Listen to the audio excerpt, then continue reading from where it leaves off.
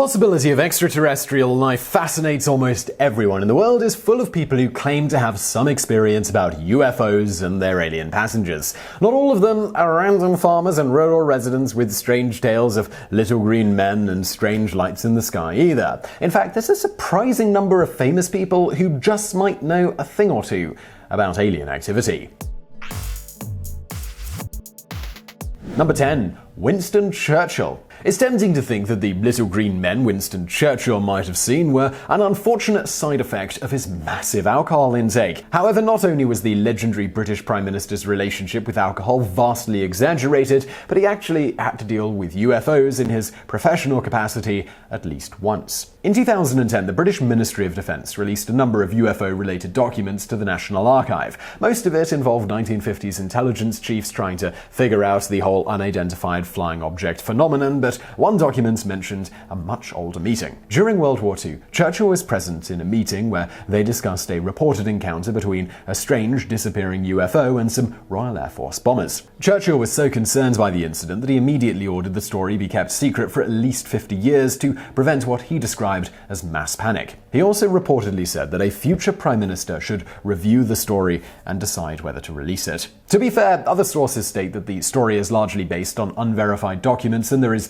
little hard evidence. It's up to you to decide whether this just means that the story is one of many dubious UFO stories floating around, or whether the British government is just really good at keeping secrets. Number 9. Hillary Clinton. The 2016 presidential race was such a wild ride that few people even remember that at one point a candidate literally offered to open the famed X-Files to the public. That candidate was Hillary Clinton, and she made the promise during an interview with Jimmy Kimmel. Of course, she included a few conditions. She wouldn't reveal any information that presented a threat to national security, but other than that, she'd be prepared to open all UFO-related files. This was a significant departure from the sitting president's policy, as Barack Obama had always dismissed any such talks with a quick joke. Since Clinton was otherwise a fairly cautious and moderate candidate, the ease with which she talked about the possibility of extraterrestrial life surprised many. She was also extremely up-to-date with the subject and corrected Kimmel that the current government nomenclature isn't UFO anymore. Instead, they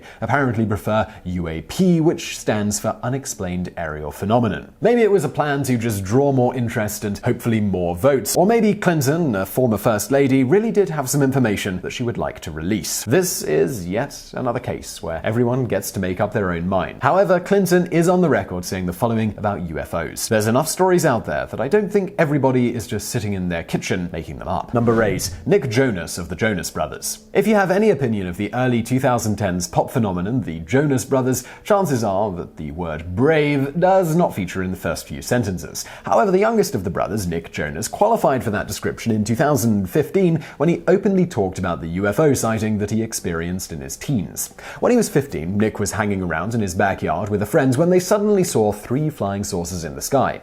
At first, he refused to believe his eyes, but his friend said that he saw the same thing. So Nick went online and discovered that just 2 weeks before there'd been 3 different sightings that all described the same thing that he had witnessed. This experience made Nick Jonas a low-key UFO enthusiast who's always interested in mysterious phenomena. In 2015, he was enthusiastic about the strange blue light seen over the California sky and said, "That blue light freaks me out in the best possible way." Of course, that particular light turned out to be a Trident missile launched by the Navy, so, well, who knows what his original sightings were. Number 7. Ridley Scott. Ridley Scott, the veteran director of several Alien movies, Prometheus and Blade Runner, among other things, believes that humanity is likely doomed as soon as we meet any alien spaceships. According to him, experts estimate that there are up to 200 otherworldly species following a similar evolutionary path as we do, and if they're so advanced that they can travel through space to meet us, they're going to be advanced enough to wipe us out very easily. It's unclear just how Scott has acquired this information. Maybe one of his scientific advisors over the years has given him information that's so classified most people never hear about it, or maybe there's the fact that he's just a man who's really into movies about aliens. Regardless of what Scott himself thinks, some very reputable experts disagree with him. Seth Shostak, a senior astronomer with the extraterrestrial life-seeking SETI Institute, has said that there is absolutely no data that supports Scott's estimate of up to 200 hostile species. Then again, Shostak also goes on to say that the actual number of humanoid alien lifeforms out there could be around 5 times higher, so maybe Scott was just breaking the news lightly. Number 6. Kesha. Kesha is another singer who says that she has witnessed a UFO. Unlike Nick Jonas, however, she decided to make the experience a part of her art. The artist doesn't exactly say when her sighting happens, but she was in the Joshua Tree National Park. She also makes a point of stating that she was completely sober at the time. This disclaimer makes sense because what followed sounds very much like she was in an inspired state of mind. She was walking around in the desert when suddenly she looked up and saw 5 to 7 UFOs. She was so shocked that she didn't even think of taking a picture. She just stared. Suddenly, the lights in the sky, they zoomed away. Then, as she was still trying to get her bearings, they came back in a different formation. At this point, she realized that what she was looking at was alien spaceships. She fully realizes what she saw seems hard to believe and that she has no proof. Even so, she found the experience so defining that it became part of the theme of her next album, Rainbow. One of the album tracks is even named Spaceship. Number 5. Fran Drescher. Fran Drescher, most famous for her role in the sitcom The Nanny, was not content with just seeing spaceships hovering in the sky. She actually claimed that she was abducted by aliens when she was young and that they implanted a chip in her hand. What's more, she says that her ex-husband, producer and writer Peter Mark Jacobson, was also abducted and carries a chip of his own. They apparently have very similar-looking scars in the exact same spot of their hands, though Jacobson was skeptical about the theory and thought Drescher's scar was from a drill bit or a cup of hot water. A few days later, Drescher completely changed her tune and said that the whole thing had been a joke and that people had believed a little too easily. This is certainly a more plausible explanation than aliens branding the nanny with strange microchips. Then again, in the interest of fanning the flames of a wonderfully strange story, isn't that exactly what you'd say if aliens were listening in on your microchip in your hand? Number 4. Ronald Reagan. It's probably not a massive surprise that the man who proposed the Star Wars program thought that an alien attack was a possible political scenario. However, no one could have imagined what President Ronald Reagan did in 1985 in the middle of the Geneva summit with the Soviet Union. Reagan took a lakeside walk with his Soviet counterpart, President Mikhail Gorbachev, accompanied by only their personal interpreters. It wasn't until 2009 when President Reagan's Secretary of State at the time, George Shultz, made it public. Shultz remarked that when the two presidents of the Cold War countries came back from that walk, they acted almost like friends. At that point, Gorbachev revealed what the walk had been about. All of a sudden, Reagan had asked him, "What would you do if the United States were suddenly attacked by someone from outer space? Would you help us?" Gorbachev said that they absolutely would. Reagan replied that the US would return the favor if things were the other way around. Maybe this was just a clever ploy by Reagan. Maybe he had some actual worrying information, or maybe he, a lifelong science fiction fan, only had an overactive imagination. Still, no matter the reason, just like that, the two leaders had privately agreed to stop the Cold War if aliens started making trouble. Number 3. Tom DeLonge. Tom DeLonge is the former guitarist of the pop-punk band Blink-182, which doesn't necessarily sound like the perfect pedigree to become an influencer of any sort, except for maybe earworm tunes and t-shirt sales. Still, that's precisely what DeLonge is for the UFO research community. Since quitting the band in 2015, he has become a well-connected and influential mouthpiece for alien investigation. He is said to hold sway over many scientists and former government insiders, in no small part thanks to his rock star charisma that is like catnip to the more reserved and grey personalities both professions generally attract. In 2017, he launched the To the Stars Academy of Arts and Sciences, a collective of researchers and creatives that focuses on the many classic X-Files style ideas that